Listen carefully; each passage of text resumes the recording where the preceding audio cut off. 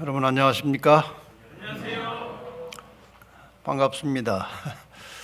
저희 어머니가 이 교회를 꽤 오래 다니셨던 그런 교회라 남다른 생각이 납니다. 좀 인사가 늦었지만 저희 어머님이 교회에 다니시는 동안에 우리 교우님들께서 잘 보살펴 주시고 잘 도움을 많이 주셔서 감사합니다.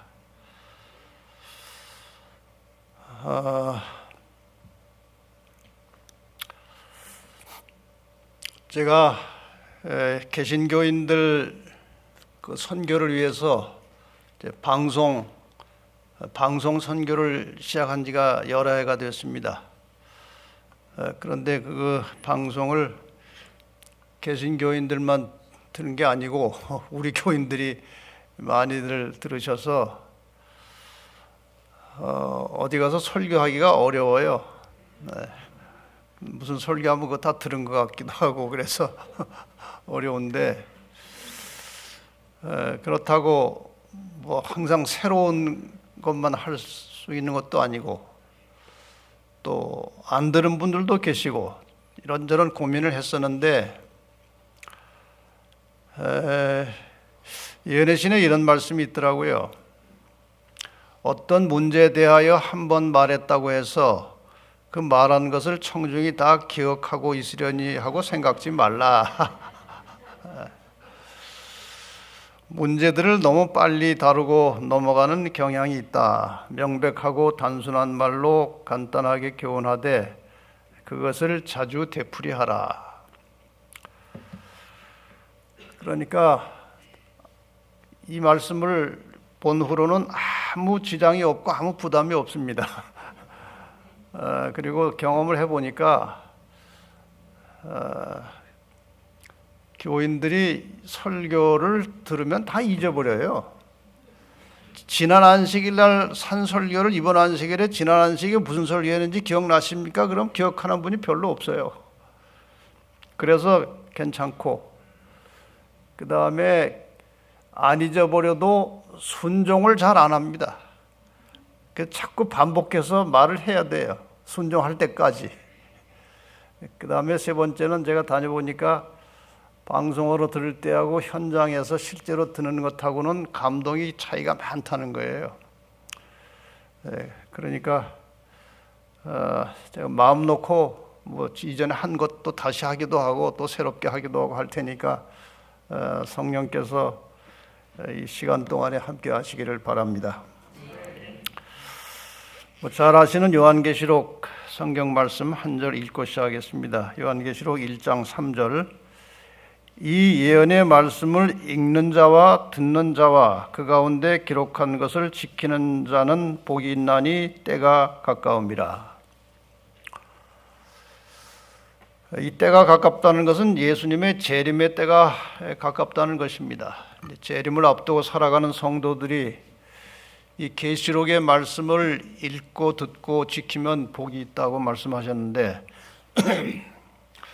이것을 다른 말로 하면은 요한계시록을 가르치는 자와 배우는 자들과 그리고 그 가운데 있는 것들, 배운 것들을 지키는 자들이 복이 있다, 그 말씀이에요. 한 주간 동안 이 요한계시록의 말씀을 하나님의 복이, 축복이 약속된 이 계시록의 말씀을 공부하는 동안에 그 계시록에 말씀하신 복들이 여러분과 저의 신앙생활 속에 풍성히 임하게 되기를 바랍니다.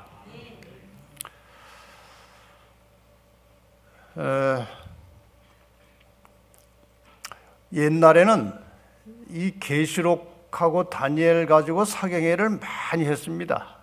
근데 시대가 많이 변해서 요즘에는 뭐 이 주제로 사경회들을 잘 안 하는데 이번에 특별히 마석교회에서 이 주제를 가지고 또 사경회를 하도록 계획을 하고 부족한 사람을 초청해 주셔서 감사합니다.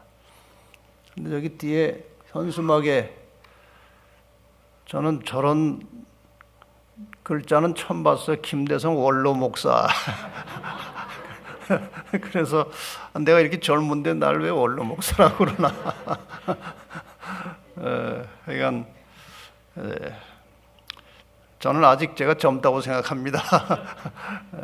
한 주간 동안 요한계시록의 말씀을 통해서 함께 이 마지막에 약속된 하나님의 은혜를 풍성하게 누리는 시간이 되기를 바랍니다.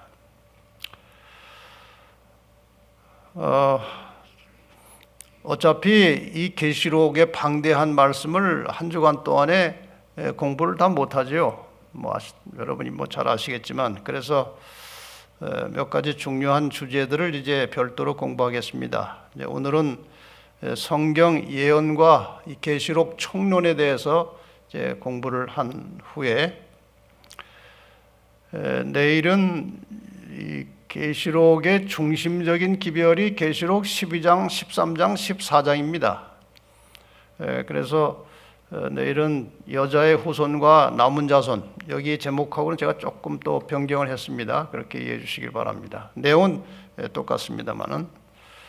그 다음에 이 수요일 날은 이제 이 사탄의 종말 세력, 사탄이 이용하는 종말 세력과 그들의 전략이 무엇인지 계시록 13장에 나오는 것입니다. 그 다음에 이제 목요일에는 계시록 14장에 나오는 이 세상을 향한 하나님의 최후의 경고, 초청일 수도 있고 경고일 수도 있습니다. 그 다음에 금요일에는 이제 지구의 천년 휴식과 회복이라고 하는 제목으로 계시록 20장, 21장, 22장까지 다루겠습니다.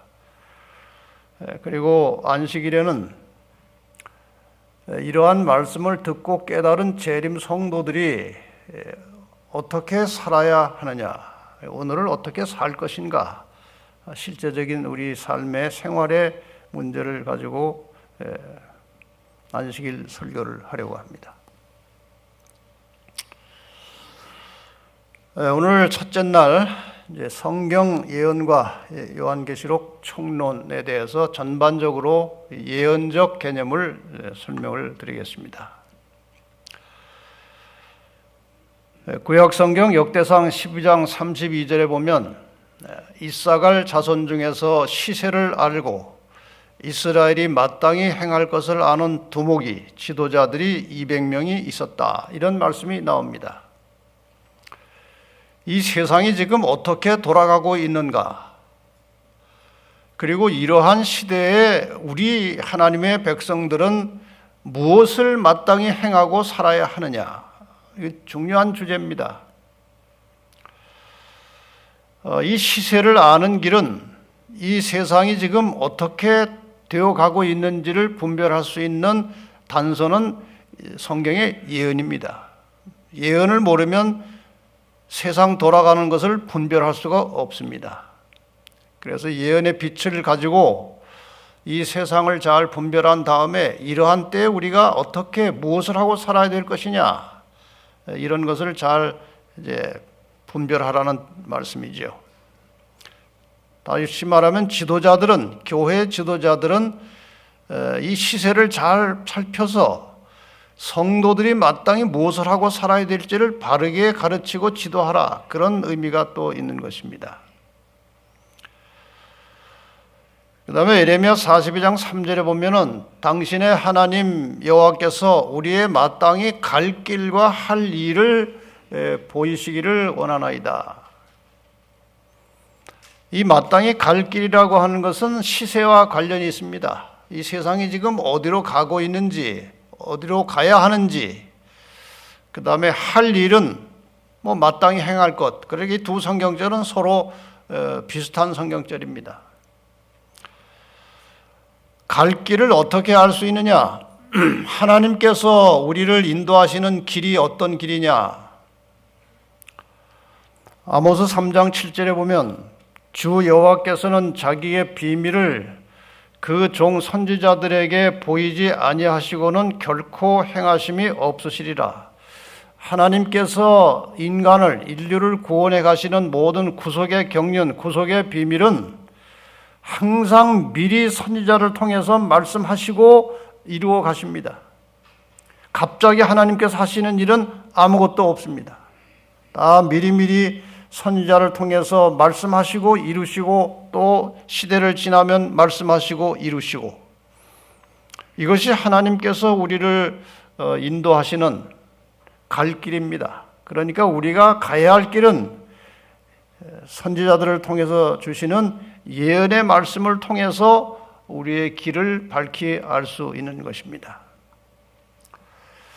하나님께서 우리에게 예언을 주신 목적이 분명합니다. 요한복음 13장 19절에 보면은 지금부터 일이 이루기 전에 미리 너희에게 이름은, 아직 일이 일어나지 않았는데 내가 지금 미리 너희에게 말하는 것은 일이 이룰 때, 내가 말한 것이 성취되고 이루어질 때에 내가 그인 줄, 내가 하나님인 줄 너희로 믿게 하려 함이로라. 저는 개인적으로 모태 신앙이긴 하지만 제 개인의 신앙을 갖기까지는 상당히 오래 걸렸습니다. 고등학교 2학년 때 성경 시간에 예언을 공부하게 되었는데, 그 성경에 나온 예언이 얼마나 세계 역사와 일치하고 정확한지 제가 그때 이 성경의 예언이, 성경의 말씀이 정확하구나, 그걸 제가 깊이 깨달았어요. 그래서 이제 이때부터 제가 이제 제 나름대로 신앙을 정리하고 이제 제대로 신앙을 이제 하기로 결심을 하게 된 것입니다. 그만큼 예언은 우리에게 믿음을 주는 것입니다. 하나님의 말씀에 대한 확신을 주는 것입니다. 이것을 또 다른 비유로 하면은 베드로후서 1장 19절에 또 우리에게 더 확실한 예언이 있어 어두운 데 비치는 등불과 같으니, 저는 요즘에 예언을 보면서 또 요즘에 세상에 돌아가는 것을 이제 깊이 살펴보면서 예언이 얼마나 중요한지 다시 한번 깨닫게 됩니다. 이 어두운데, 이 어두운 세상을 비치는 등불과 같은 예언이 있다. 너희가 이것을 주의하는 것이가 아니라 이 예언의 말씀을 주의 깊이 공부하라는 것입니다. 이 어두운 세상에서. 그래서 이 예언이라는 것은 마치 요즘 우리가 사용하는 도구로 비유하자면은 내비게이션과 같은 것입니다. 목적지만 알고 길은 몰라도 내비게이션에 주소만 입력시키면은 정확하게 그 지점에 우리를 데려다 줍니다. 마찬가지로 성경의 예언은 하늘까지 가는 우리의 노정에서 굉장히 복잡하고 어지럽고 혼란스럽고 어두운 세상을 살아가는 우리들에게 이 내비게이션 같은 역할을 하는 것입니다. 그렇게 중요한 거예요. 저는 이제 개신교인들을 주로 상대로 말씀을 강론하고 또 전도를 하다 보니까 개신교의 목사님들이나 뭐 교수님들이나 유력한 분들과 많이 개인적인 교제를 이제 할 수 있게 되었습니다. 그래서 그분들과 대화를 이렇게 해보면 글쎄요, 성경을 제대로 잘 몰라요. 왜 그러느냐? 예언을 공부를 하지 않습니다. 예언을 공부하지 않기 때문에 이 세상 역사가 어떻게 흘러가다가 어떻게 종말이 오고 예수님의 재림이 오는지를 도무지 그 감을 못 잡고 있어요. 그래서 한 개인적으로 꽤 친하게 된 한 목사님은 뭐 박사님이시고 또 대학의 교수도 하고 어떤 교단의 총회장도 하시고 또 뭐 한기총회 공동회장도 하시고 꽤 유력한 분인데, 이제 저희 책들도 많이 보고 저와 교제를 나누면서 우리 재림교회가 가지고 있는 이 교리, 진리를 어느 정도 파악한 다음에 그분이 저에게 직접 하신 말씀이에요.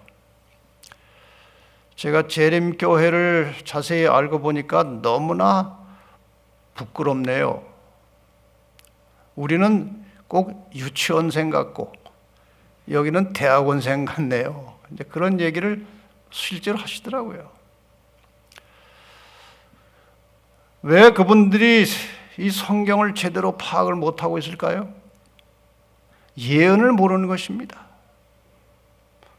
나름대로 예언을 공부해도 전혀 올바른 해석을 할 수가 없는 거예요. 하나님의 말씀을 포함해서 이 예언의 중심에는 항상 하나님의 계명이 들어있어요. 그 계명의 핵심에 안식일이 들어있습니다. 이것을 인정하지 않으면 예언이 풀리질 않게 되어 있습니다. 그래서 예언을 잘 다루질 않고 다루어도 엉뚱한 길로 가는 것입니다. 그래서 최근에 이제 제가 방송 선교를 통해서 많은 사람들로부터 이제 연락을 받고 있는데 참 정말 감동적인 이야기들이 많이 옵니다. 자기가 뭐 교회, 뭐 장로교, 감리교, 순복음교, 뭐 여기저기 여러 교인들에게 교파들로부터 이제 연락이 오는데 30년, 40년, 50년을 다녔는데 교회를 이 재림교회의 말씀을 듣고 보니까 장님으로 살았네요. 너무나 성경을 모르고 살아왔습니다. 그런 고백들을 많이 들어요. 물론 그분들이 이런저런 경로로 재림교인이 되는 분들이 뭐 이 도시 저 도시에서 많이 나오고 있습니다. 우선 이 인류를 구원하시는 하나님의 그 역사, 그 개념을 제대로 알고 있어야 성경을 바로 볼 수 있습니다. 하나님께서 인류를 구원하시는 그 하나님의 구원 계획은 환상이 아니에요. 역사적 시간 속에서 진행되는 것입니다. 이 세상이 어떻게 시작됐고 어떻게 진행되고 어떻게 갈 것인지 그 시간의 흐름 속에서 하나님의 구속의 역사가 진행되고 이루어지기 때문에 예언을 통해서 그 시간의 흐름을 제대로 모르면 구원도 무엇인지 모릅니다. 하나님은 인류를 구원하시기 위해서 세상에 직접 내려오셨어요. 그런데 사탄은 인류의 구원을, 하나님께서 인간을 구원하시는 그 구속의 사역을 방해하기 위해서 끊임없이 일하고 있어요. 사탄이 인간이 구원을 받지 못하도록 어떤 전략을 가지고 어떤 방법으로 일하고 있느냐, 이것은 예언에 기록되어 있어요. 그러니까 예언을 모르면 이것이 어디서 온 것인지를 모르는 겁니다. 지금 일어나고 있는 일이 뭔지를 모르는 겁니다. 그리고 사탄은 교회와 성도들을 핍박하기 위해서 이 세상의 권력을 이용합니다. 그러니까 사탄에게 당하는 사탄이 이용하고 있는 권력이 누군가 하는 것도 예언에 나오는 겁니다. 그래야 그거를 잘 살펴서 그가 하는 일을 보고 저것이 사탄의 전략이구나, 그런 걸 깨달을 수 있어야 되는데 예언을 모르면 그 권력의 정체를 몰라요. 말씀드린 대로 하나님의 구원 계획과 사탄의 방해 전략은 예언에 나타나 있습니다. 그래서 하나님의 백성들은 항상 예언을 깊이 연구하고 그 예언이 비춰주는 그 길을 따라서 살아가야 하는 것입니다. 그렇게 해서 갈 길을 분명히 이해하고 할 일이 무엇인지를 알아야 됩니다. 그 다음이 중요한 것이에요. 많은 재림 성도들이 지금 이 시대가 어느 시대고 어떻게 살아야 하고 할 일이 무엇인지를 압니다. 그런데 거기에 목숨을 걸지 않아요. 이 신앙은요, 목숨을 거는 것입니다. 영원히 죽느냐 영원히 사느냐가 결정되는 거예요. 그래서 말씀을 통해서 예언의 빛을 통해서 갈 길이 밝혀지고 할 일이 확인되면 그 할 일에 목숨을 걸어야 하는 거예요. 자, 이제 성경에 기록된 최초의 예언, 뭐 잘 아시는 창세기 3장 15절을 좀 먼저 공부를 하겠습니다. 이 창세기 3장 15절을 제대로 이해하지 못하면 성경 전체를 모르는 것이에요.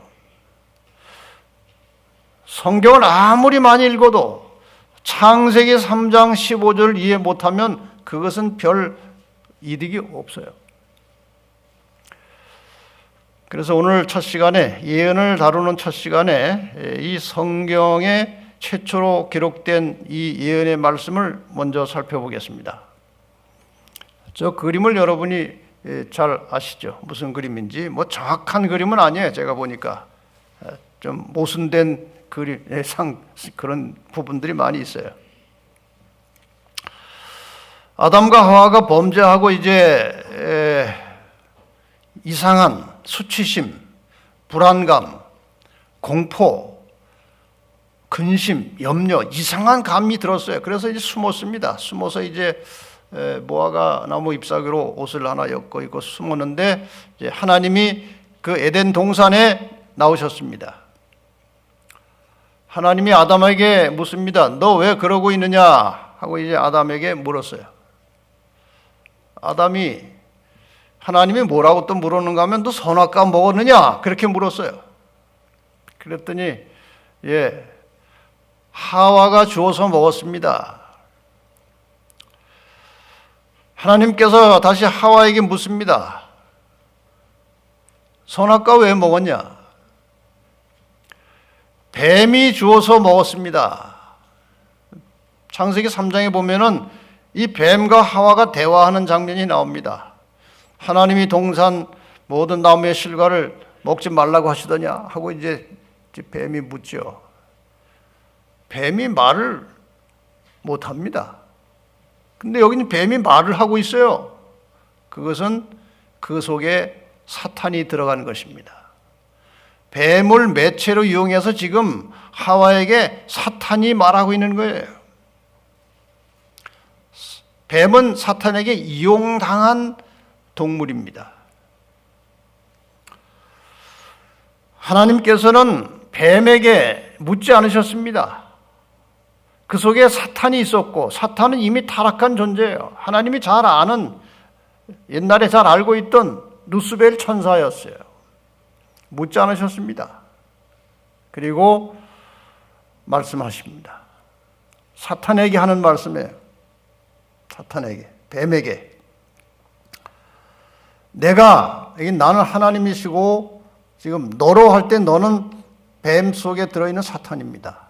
내가 너로 여자와 원수가 되게 하고 너의 후손도 여자의 후손과 원수가 되게 하리니 여자의 후손은 내 머리를 상하게 할 것이요 너는 그의 발꿈치를 상하게 할 것이니라. 이게 다 상징적인 단어이기 때문에 그냥 읽어서는 무슨 말인지 잘 모릅니다. 자, 이것을 이제 풀어보면 성경 전체가 창세기 3장 15절 속에 들어있어요. 창세기 3장 15절을 풀어놓으면 성경이고 성경을 압축해 놓으면 창세기 3장 15절이에요. 그만큼 이게 중요한 것입니다. 그래서 우리 재림교인들은 이 창세기 3장 15절을 정확하게 이해하고 이것이 성경 여기저기에서 어떻게 성취되고 있는지를 제대로 알면 그게 이제 제대로 신앙을 할 수 있는 기초가 되는 겁니다. 여기 보면은 제가 색깔로 구분해 놨습니다. 이 빨간색하고 분홍색 색깔이 한 편입니다. 여자와 여자의 후손이 한 편이고, 사탄, 그리고 여기 말하는 너의 후손, 뱀의 후손, 악의 세력, 이 한 편입니다. 이렇게 싸우는 거예요. 이 싸움의 결과가 어떻게 되는가? 여자의 후손은 발꿈치를 다쳤어요. 싸웠는데. 그리고 뱀, 사탄은 머리를 다쳤어요. 이것이 내용입니다. 하나씩 풀어보겠습니다. 여자는 상징적으로 사용될 때에 하나님의 백성 혹은 하나님의 백성들이 모인 교회를 말합니다. 구약의 여자는 이스라엘이고 신약의 여자는 교회입니다. 여자의 후손은 메시아 예수 그리스도이십니다. 왜 메시아 예수 그리스도를 여자의 후손이라고 했느냐? 1차적인 의미는 이것입니다. 구약의 여자, 이스라엘 백성의 혈통을 빌려서 태어나실 분, 그래서 여자의 후손이에요. 그 다음에 또 다른 의미는 이것입니다. 성경의 모든 족보는 남성 위주예요. 아브라함이 이삭을 낳고 이삭이 야곱을 낳고 실제로 낳은 거는 여자가 낳았어요.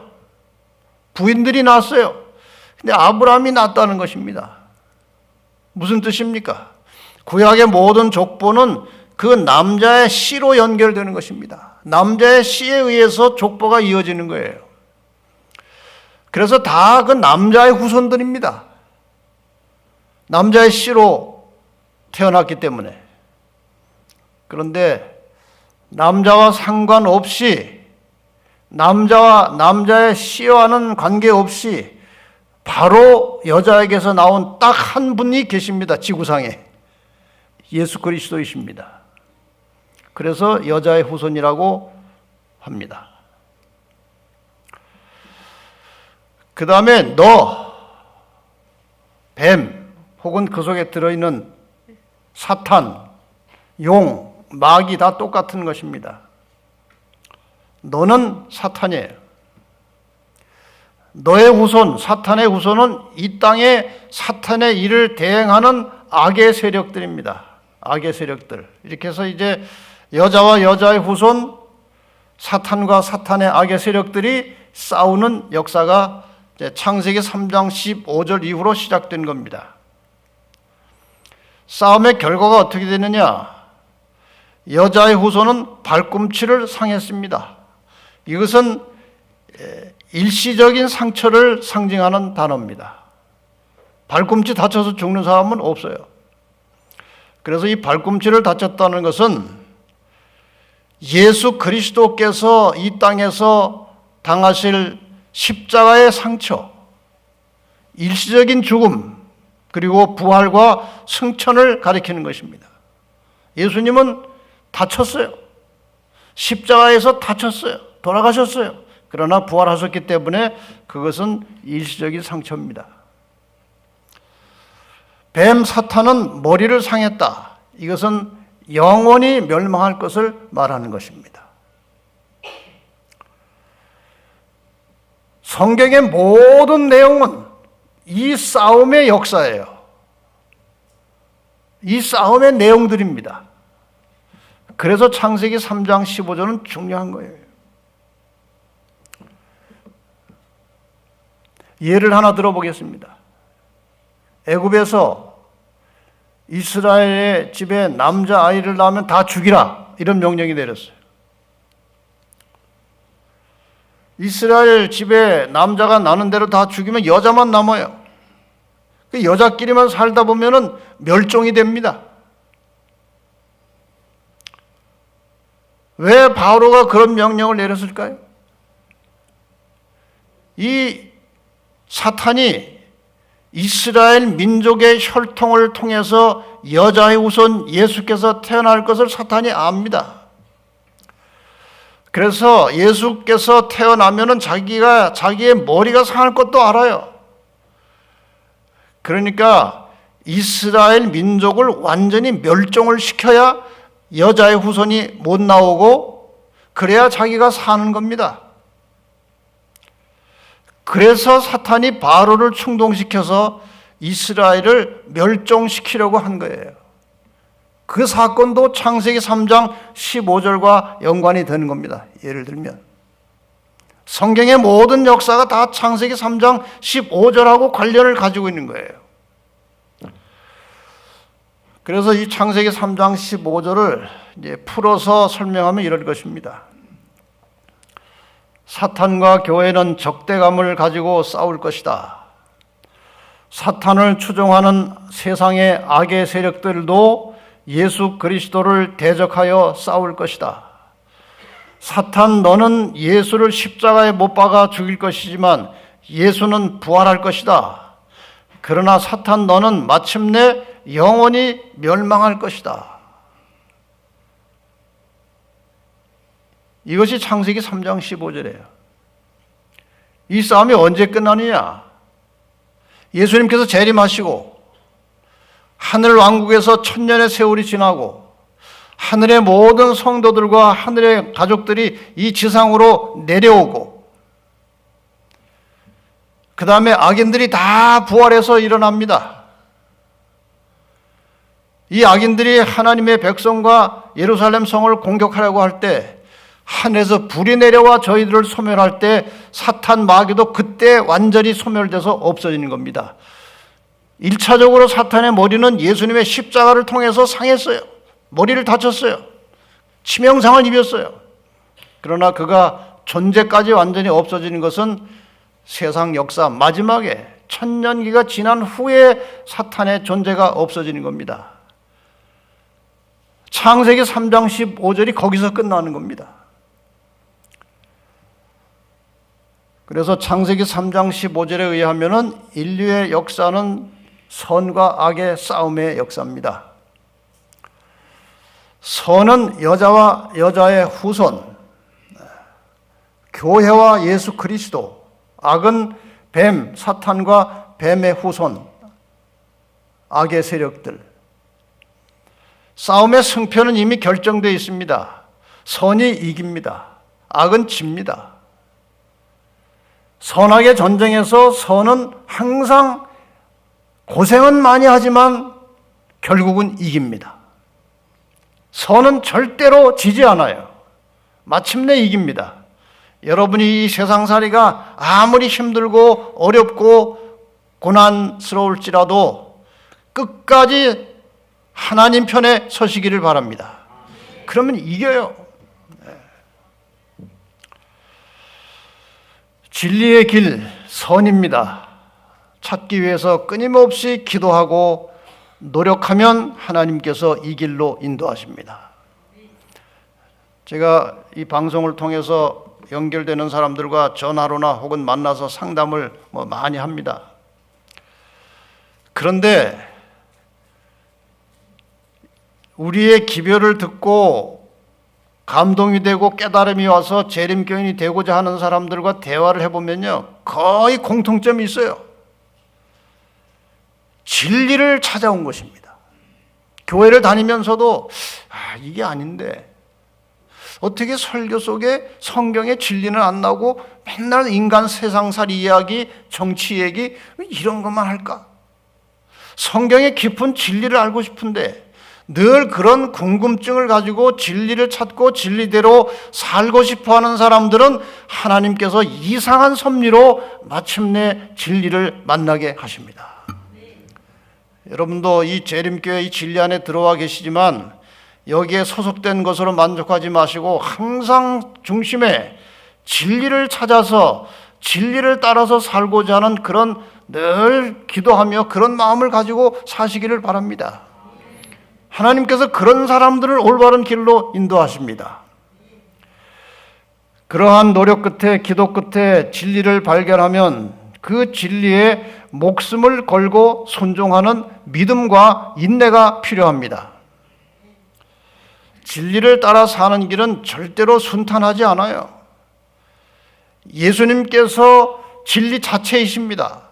진리 자체이신 예수님의 가신 길은 언제나 험난하고 고난과 시련과 고통의 길이었어요. 왜? 이 죄악 세상이 죄악으로 가득 차 있기 때문에 진리의 길을 따라 사는 것은 고난의 길입니다. 예수님께서 그렇게 사셨어요. 그래서 인내가 필요합니다. 성도들에게는 인내가 필요합니다. 왜 필요합니까? 너희가 하나님의 뜻을 행한 후에 약속을 받기 위함이라. 구원의 약속, 영생의 약속을 받으려면 이 고난의 세상을 살아가는 동안에 끝까지 인내하여 절대로 세상에 굴복하지 않는 믿음이 필요한 것입니다. 이것이 성경의 전반적인 개념이에요. 자, 이러한 개념을 가지고 성경을 이렇게 포괄적으로 이렇게 전체적으로 조명해 보면은 그 뜻이 너무나도 명백한 겁니다. 성경은 구약과 신약입니다. 아시는 대로. 여기에 약이라는 것은 약속이에요. 그러니까 성경은 두 개의 큰 약속 덩어리입니다. 자, 그 약속이 무엇인가? 구약의 약속은 죄로부터 인간을 구원하시기 위해서, 죄인을 구원하시기 위해서 여자의 후손이 이 지상으로 내려가겠다는 약속이에요. 그것이 구약이에요. 그 약속대로 오셨습니다. 그 약속한 지 한 4,000년이 지난 다음에 그분이 오셨어요. 그리고 발꿈치를 상했습니다. 여자의 후손의 죽음, 발꿈치를 상함으로 뱀은 치명상을 입은 것입니다. 사탄은. 여기에서 1차적으로 여자의 후손 예수께서 십자가에 돌아가심으로 사탄은 치명상을 입은 것입니다. 그 다음에 예수님께서 하늘로 올라가시기 전에 올라가시면서 또 약속을 하셨습니다. 그것이 신약이에요. 신약의 결론은 내가 다시 온다는 약속입니다. 두 약속이에요. 내가 간다, 다시 온다. 예수님께서 재림하시면 이 지구상의 모든 개인의 영원한 운명이 결정됩니다. 초림의 목적은 인간을 죄로부터 구원하시는 것이고, 재림의 목적은 죄로부터 구원받은 인간을 죄악 세상에서 구출해 가시겠다는 약속이에요. 이것이 성경 전체입니다. 그래서 예수님께서 요한복음 5장 39절에 너희가 성경에서 영생을 얻는 줄 생각하고 성경을 상고하거니와 이 성경이 곧 내게 대하여 증거하는 것이다. 성경 전체는 예수님의 이야기입니다. 여자의 후손의 이야기입니다. 이런 관점에서 우리가 성경을 보면은 성경을 정확하게 볼 수가 있어요. 그래서 이 성경 전체의 구도도 잘 보면 창세기 3장 15절에 맞춰져 있어요. 창세기 1장과 2장에서 창조 사역이 있습니다. 첫 두 장. 성경 마지막 두 장, 계시록 21장, 22장에서 새하늘과 새 땅이 나옵니다. 재창조가 나와요. 창조가 되었는데 재창조가 나와요, 마지막에. 세 번째 장에서 죄가 시작됩니다. 끝에서 세 번째 장 계시록 20장에서 사탄이 잡히고 죄가 끝나는 장면이 나옵니다. 그러면은 창세기 4장부터 계시록 19장까지는 무슨 이야기입니까? 죄의 이야기. 죄의 역사예요. 이 죄의 역사 속에서 하나님의 백성들이 어떻게 구원을 받게 되느냐, 그 이야기예요.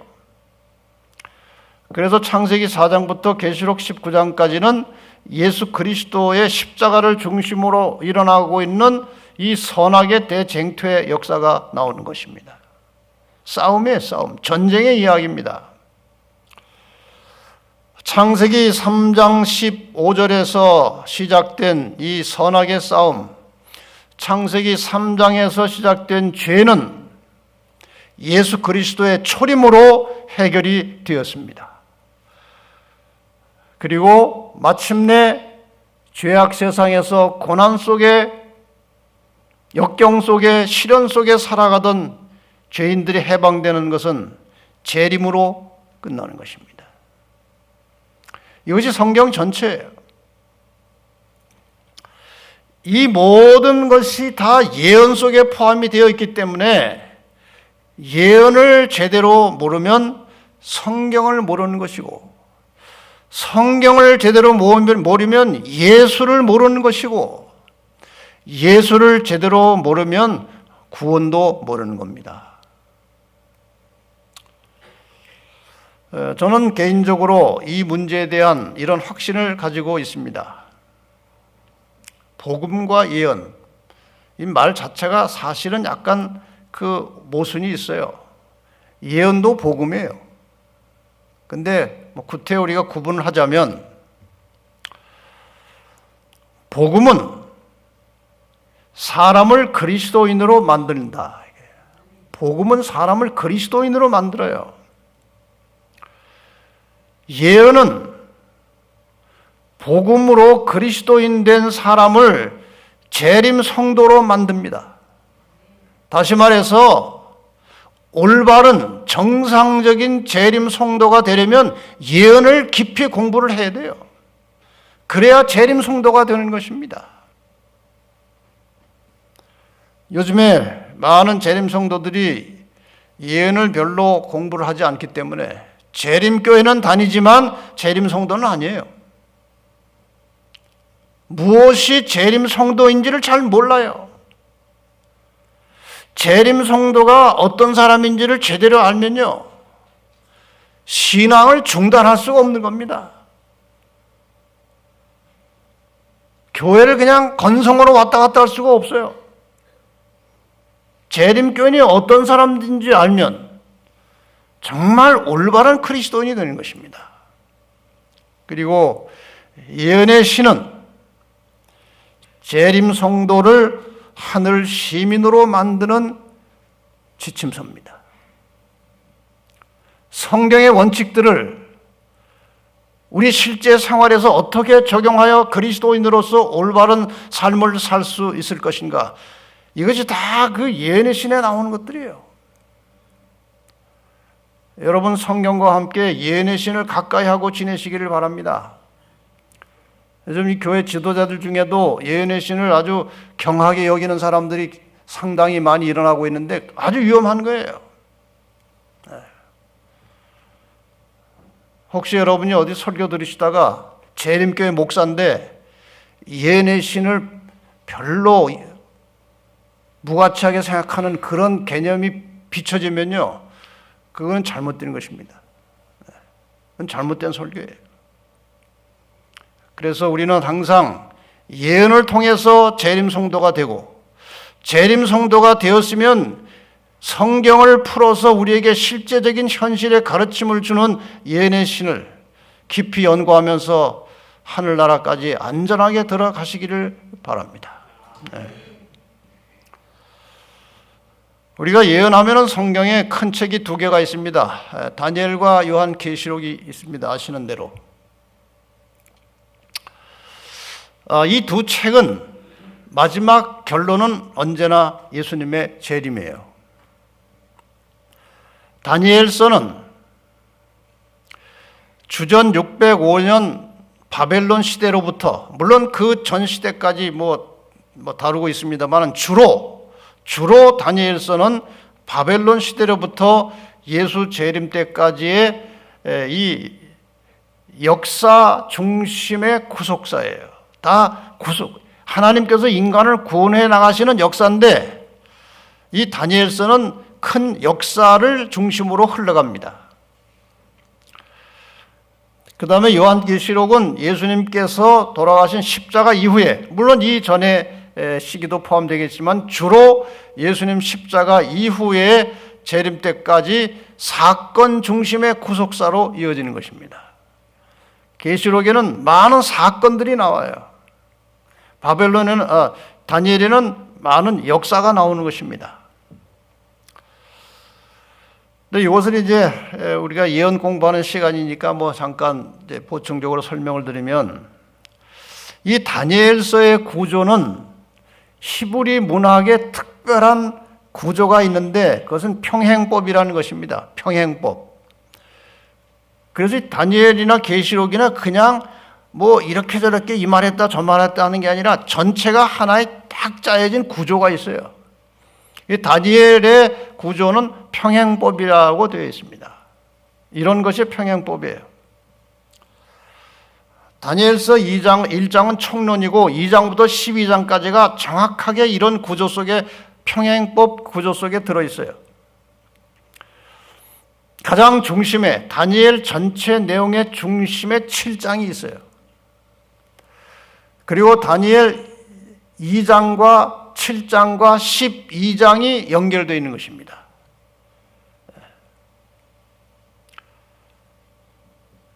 그 다음에 다니엘 3장과 6장이 연결되어 있고 4장과 5장이 관련을 갖습니다. 8장과 11장이 연계되어 있고 9장과 10장이 또 관계가 있는 것입니다. 이렇게 딱 짜여진 구조 속에 다니엘서가 기록되어 있어요. 계시록은 조금 문학적 구조가 다릅니다. 요한계시록은 이제 교차 대구법이라고 하는 이런 법칙에 의해서 계시록이 짜여져 있습니다. 이건 복잡하기 때문에 그냥 대칭 구조예요. 인사 및 선이 앞에 나오고 거기에 관련된 용어들이 어디에 나오는가 하면 결론과 호소 부분에 나와요. 이 양쪽이 딱 대칭이 되어 있어요. 아까 창세기 1장, 2장, 계시록 21장, 22장 그런 구조입니다. 이것을 교차 대구법이라고 그러는 거예요. 7 교회가 그 다음에 나오고 그 다음에 끄트머리에 새 예루살렘이 나옵니다.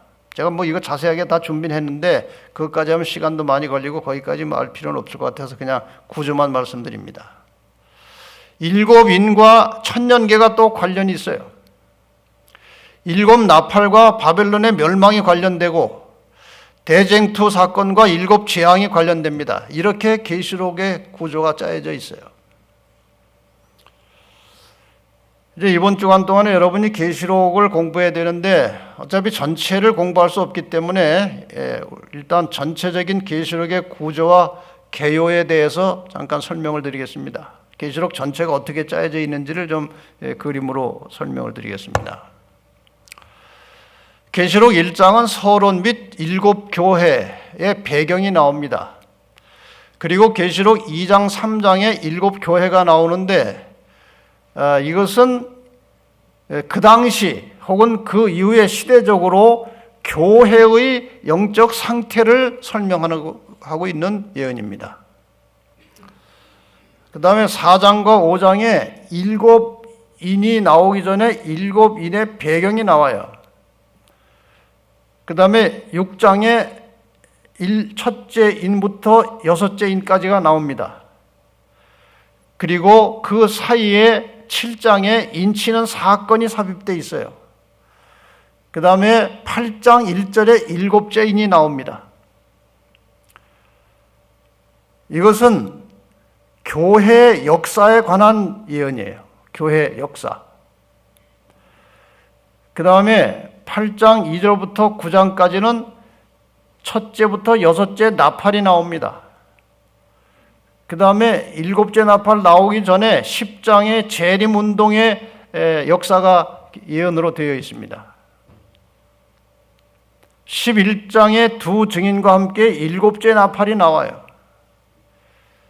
이것은 세상의 역사를 말합니다.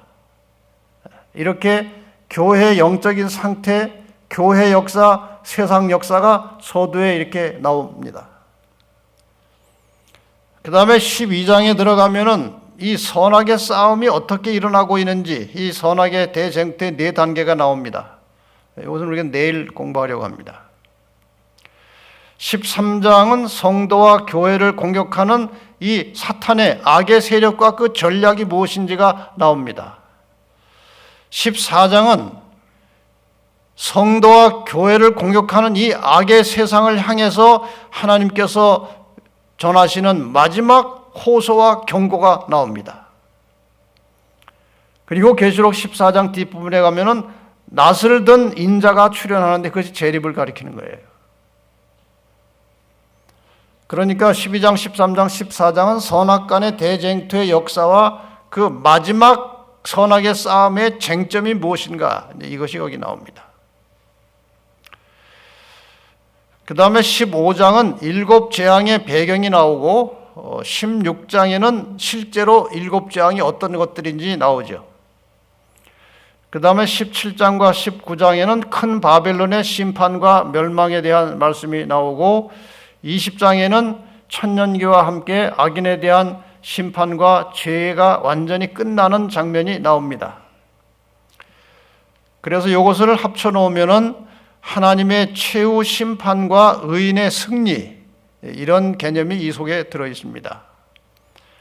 그 다음에 마지막 21장과 22장에 가면은 재창조, 새하늘과 새 땅에 대한 정말 감격적인, 감동적인 말씀으로 이 계시록이 끝나고, 마지막에 강조하는 것은 이것들을 증거하신 이가 가라사대 내가 진실로 속히 오리라. 이렇게 해서 계시록이 끝납니다. 악인에 대한, 의인에 대한 이 모든 고난과 시련을 통과해서 승리한 의인에 대한 보상이 이제 계시록 마지막 장에 나오는 것입니다.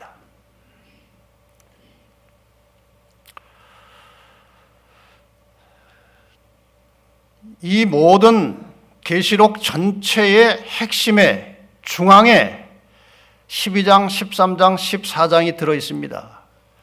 이것은 굉장히 중요한 것입니다.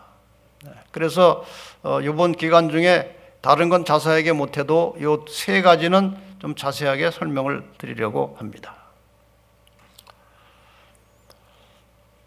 그래서 이 창세기 3장 15절에서 시작된 선악의 싸움이 어떻게 진행되고 어떻게 맞춰지는가에 대한 전체적인 그림을 보시면 여러분이 이 창세기 3장 15절의 역사가 어떻게 끝나는가 하는 것을 대략 여러분이 보실 수 있기 때문에 이 성경 전체의 역사를 좀 보겠습니다.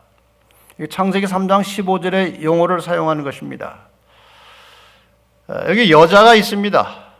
구약의 여자 이스라엘, 신약의 여자 교회예요. 이 여자를 뱀이, 사탄이 공격을 합니다. 없애버리려고. 구약의 여자 이스라엘을 최초로 핍박한 나라는 애굽이죠. 애굽에서 이스라엘 민족이 만들어졌으니까요. 그 다음에 북방 이스라엘을 멸망시킨 아수로, 남방 유다를 포로로 잡아간 바벨론, 그 다음에 이 이스라엘을 완전히 망하게 하려고 했던 바사, 페르시아, 그 다음에 헬라, 그 다음에 이스라엘을 말할 수 없이 핍박했던 로마 제국, 예수 그리스도를 십자가에 못 박았던 로마 제국, 이들이 다 뱀의 혈통이에요. 사탄의 혈통들입니다. 로마 제국이 이제 열불로, 열국으로 분열됩니다. 그 열불 사이에서 작은 뿔이 하나 올라왔는데 그 작은 뿔을 우리가 역사적으로 살펴보면은 로마 가톨릭 교회입니다. 많은 개신교회가 이것을 놓쳐요. 로마 가톨릭 교회가 하나님을 대적하고 하나님의 백성을 핍박하는 적 그리스도라는 사실을 놓칩니다. 이거를 잘 인정하지 않아요. 그렇기 때문에 이 개신교회가 대부분 지금 카톨릭 속으로 다 말려 들어가고 있어요. WCC를 통해서 이 유력한 큰 개신교 교단들은 전부 다 지금 카톨릭 안으로 들어가고 있어요. 왜? 예언을 모르기 때문에 로마 카톨릭의 정체를 모르는 것입니다.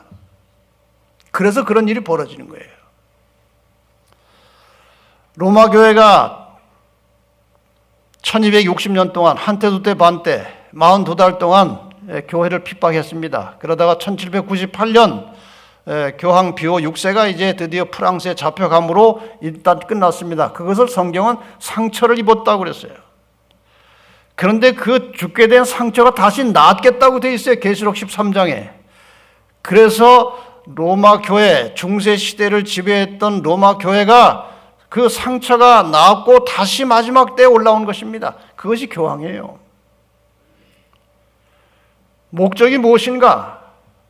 이 교회 역사를 통해서 마지막까지 하나님의 계명과 말씀에 충실한 이 남은 자손들을 공격하기 위해서 등장한 것입니다. 그 다음에 여자의 후손에 대해서 좀 보십시다. 여자의 후손, 창세기 3장 15절. 2000여 년 전에 오셨습니다. 십자가에 돌아가시고 사탄의 뱀의 머리를 상하게 하셨습니다.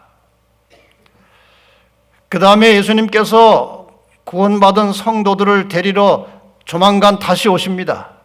마지막 선악의 싸움, 로마 교회와 남은 자손 간의 싸움이 끝나면, 그래서 구원받을 자가 확정되면 그들을 데리러 예수님이 다시 오시는 겁니다. 1000년의 기간이 흐르고 지구는 황폐한 중에 있게 될 것입니다. 구원받은 성도들은 1000년 동안 하늘에서 왕노릇 한다고 그랬습니다. 1000년이 차면 구원받은 모든 성도들이 이 땅으로 내려옵니다. 이 지구로 다시 내려오는 겁니다. 하늘에서 영원히 사는 게 아니에요. 내려옵니다. 이 지구가 원래 인간의 고향이에요. 하나님의 구속 사업은 이 지구를 회복하는 것입니다. 그래서 하늘의 모든 가족들이 이 땅으로 내려오고 예수님도 같이 오십니다. 이것을 삼림이라고 그러죠. 그리고 악인들은 부활했다 멸망하고 새하늘과 새 땅이 만들어지고 여기에서 구원받은 성도들이 하나님과 함께 영원히 사는 것이 하나님의 계획입니다. 하나님은 우리와 함께 살기를 원하십니다. 그것이 하나님의 마음이에요. 지금 여기 보시는 이것이 성경 전체의 역사입니다. 이것을 조금 다른 표현으로 하면은 이렇게 그려볼 수 있습니다. 창조 이후에 인간은 영원히 살도록 되어 있었습니다. 그런데 인간이 범죄하고 타락하면서 인간은 영원이라는 시간을 벗어나서 헛바퀴를 도는, 신학적 용어로 말하면 비생명, 비존재, 그런 시간이에요. 그래서 이 지구의 역사를 통해서 태어난 사람을 예수님께서는 죽은 자로 보는 것입니다. 영원이라는 시간에서 벗어난 이런 시간 속에 태어난 인간은 죽은 자예요. 그래서 죽은 자들로 죽은 자를 장사하게 하라고 말씀하신 거예요. 그리스도의 생명의 원천이신 그리스도와 연결될 때만 사는 것입니다. 그렇지 않으면 죽은 상태예요. 이 역사 속에서 죽은 시간, 비생명, 비존재의 시간 속에서 일어난 사건들이 여러분이 아시는 홍수심판, 바벨탑 반역 사건, 하나님께서 아브라함을 불러내시고 이스라엘 민족을 형성하신 다음에 예수님께서 태어나셨고 예수님을 통해서 구원의 사역이 이루어졌고 교회가 탄생합니다. 교회가 시간이 지나면서 세속화되고 나중에는 종교 암흑 시대가 열립니다. 교황이 지배하는. 종교 개혁이 일어나서 개신교회가 많이 생겼는데 이것이 또 역사가 지나면서 성경을 제대로 이해도 못하고 왜곡되고 그렇게 해서 타락하고 부패합니다. 여기에서 하나님께서 남은 자손을 일으켜내십니다. 계명을 지키고 예수의 증거를 가진 자. 이 남은 자손을 이제 공격하기 위해서 이 계명을 지키는 자들을 공격하기 위해서 이제 교황권이 다시 등장해서 짐승의 표를 받도록 하고 안 받으면 죽이는 그런 선악의 싸움의 마지막 싸움이 벌어지고 이제 여기에서 이긴 자들이 구원받을 자들로서 재림시에 하늘에 가는 것입니다. 1000년의 기간이 흘러서 결국 지구는 재창조됨으로써 구속의 역사가 완성되는 것입니다. 이 전체를 한마디로 하면은 회복이라는 것입니다. 회복. 인간이 창조해서 타락하기 전의 상태로 되돌아가는 것이에요. 이것이 회복입니다. 이 회복에 대한 말씀을 좀 드리고 마치겠습니다. 이 사경에는 성경을 깊이 연구하는 시간이니까요. 8시 반인데 왜 안 끝나고 저러고 있느냐 그러지 마시고 조금만 더 기다리세요. 사경의 기간 동안 공부를 좀 깊이 해야 되니까 그렇게 이해해 주시기 바랍니다. 이제 마지막 이 말씀을 드리고 마치겠습니다. 인간이 타락한 이후로 예수께서 재림하실 때까지의 이 모든 시간 속에 하나님이 계획하시는 것은 타락하기 전의 상태로 인간을 회복시키는 것이고 그 회복의 주체는 예수 그리스도이십니다. 타락하기 전에 인간의 상태가 어떤 상태였습니까? 창조할 때 하나님께서 이렇게 말씀하십니다. 하나님이 가라사대 우리의 형상을 따라 우리의 모양대로, 여기 하나님이 우리라는 말을 쓰신 것은 삼위일체를 말하는 것입니다. 복수예요. 단수가 아니고 삼위일체 하나님께서 함께 창조를 사역을 하셨습니다. 우리의 형상을 따라 우리의 모양대로 우리가 사람을 만들고, 하나님이 자기 형상 곧 하나님의 형상대로 사람을 만드셨습니다. 이 형상이라는 말은 단지 외적인 모양이 아니고 영어 단어로는 이미지라고 되어 있습니다. 그냥 모양만이 아니고 하나님의 품성, 하나님의 속성, 그것을 사람에게도 넣어주셨다는 것입니다. 하나님의 형상이 도대체 무엇인가 구체적으로 제가 최근에 교육책을 읽다가 이 말씀을 보고 상당한 깨달음이 왔습니다. 하나님께서 사람의 심령에 심으신, 언제? 창조할 때, 하나님의 형상을 따라 창조할 때에 하나님께서 인간의 심령에 심어 놓으신 사랑과 동정심, 이게 하나님의 속성이에요. 거기서 천국입니다. 가장 참되게 가장 아름답게 행사될 것이다. 다시 말하면 천국에서 사는 사람들은 하나님께서 처음 인간을 창조하실 때 불어넣으신 그 사랑과 동정심이 충만한 사람들이 하늘에 가서 살게 된다, 그 말이에요. 여기에 관련한 예언의 신의 권면이 많습니다. 사탄은 사람이 가졌던 하나님의 형상을 저하시키는 일에, 하나님의 형상을 망가뜨리고 훼손시키는 일에 성공한 것을 심히 기뻐하고 있었다. 죄가 들어오면서 인간 속에 하나님께서 심으신 그 하나님의 형상, 하나님의 품성과 하나님의 속성이 많이 깨져버렸습니다. 유전자에 엄청난 변화가 온 것입니다. 죄 때문에. 그때 예수님께서 조물주의, 창조주의 형상을 사람에게 회복시키려고 오셨다. 예수님께서 이 땅에 오신 것은 단지 십자가에 돌아가셔서 사람을 죄에서 구원하신 것만이 아니고 죄에서 구원받은 사람을 하나님의 형상을 닮게 하는 그것을 하기 위해서 주님이 오셨다는 것입니다. 사탄은 그리스도께서 인간에게 하나님의 형상을 회복하여 인간의 영혼에 하나님과 같은 성품을 심어주기 위하여 노력하시는 일에 대적하여 일하고 있다. 예수님께서는 지금 인간의 영혼 속에 하나님의 품성을 심기 위해서 끊임없이 일하고 성령을 통해서 역사하고 계십니다. 사탄은 이것을 대적하여 일하고 있다는 것입니다. 우리가 오랜 세월 20년, 30년 교회를 다녀도 별로 우리의 품성에 변화가 일어나지 않고 있다면 그건 사탄이 대적하는 것입니다. 사탄이 그렇게 못하게 하는 거예요. 복음의 본질은 회복 사업이다. 복음의 본질은 우리가 예수 믿고 구원받고 신앙생활하는 이 모든 것들의 근본 목적은 원래 창조되었을 때 인간이 하나님께로부터 받은 그 형상, 하나님의 품성을 다시 회복하는 것이라 그 말씀이에요.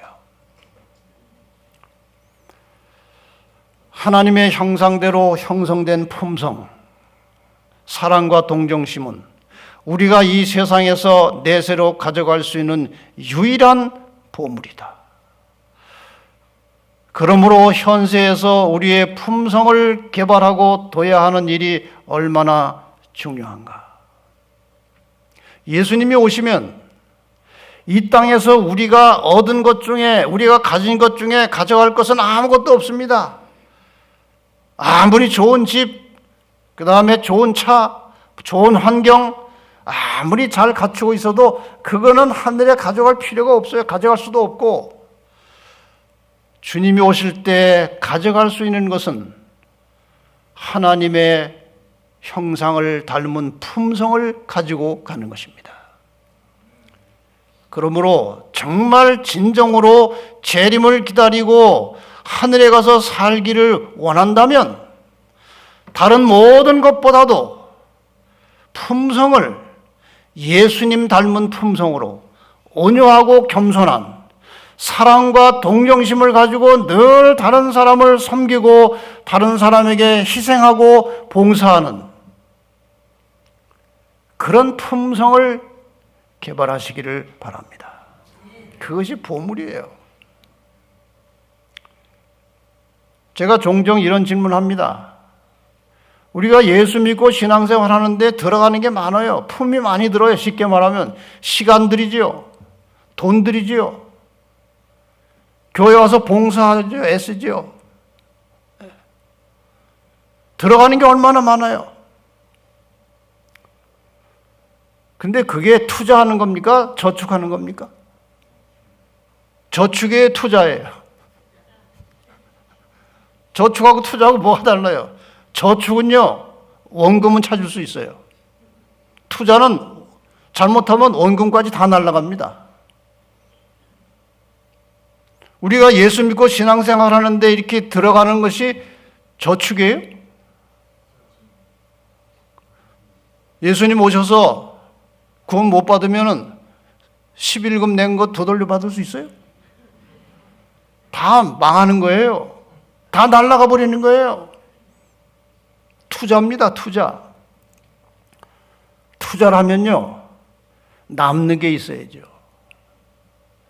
제가 쉬운 말로 그렇게 표현합니다. 교회 다닐 때 시간 쓰고, 돈 쓰고, 애 쓰고, 신경 쓰고. 교회 오면 신경 쓸 일이 많아요. 누가 나한테 기분 나쁘게 하면 신경 쓰여요. 기분 나쁜 말 들으면 아주 신경 쓰여요. 그러니까 시간 쓰고, 돈 쓰고, 애 쓰고, 신경 쓰고 교회를 다니는데, 투자를 하는데 남는 게 있어야죠. 뭐가 남아야 됩니까? 적어도 품성이 남아야 돼요. 처음 교회 나올 때보다 달라진 품성이 있어야 되는 것입니다. 그게 투자해서 남은 거예요. 그걸 가지고 우리가 하늘에 가는 것입니다. 이번 기간 동안에 예언의 말씀을 물론 주로 하겠지만 종종 간간히 우리가 그리스도인으로서 무엇을 하고 어떻게 살아야 하느냐 이거예요. 지식이 아무리 있으면 무슨 소용이 있습니까?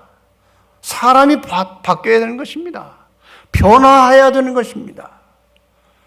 그래서 이번 사경회가 끝나고 앞으로 1년 동안 이 마석계 모든 성도들의 품성이 나날이 날마다 예수님의 온유하고 겸손하신 품성을 닮아가는 한 해가 되기를 바랍니다.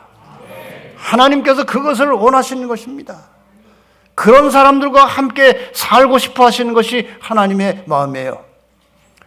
그래서 한 주간 동안에 여러분과 저의 심령 속에 성령의 충만하신 역사하심이 함께 하셔서 말씀을 듣기만 하는 자들이 되지 아니하고 말씀에 순종함으로 그 말씀의 주인이신 예수 그리스도를 닮아가는 그런 성도들이 되시기를 바라면서 오늘 말씀을 마치겠습니다.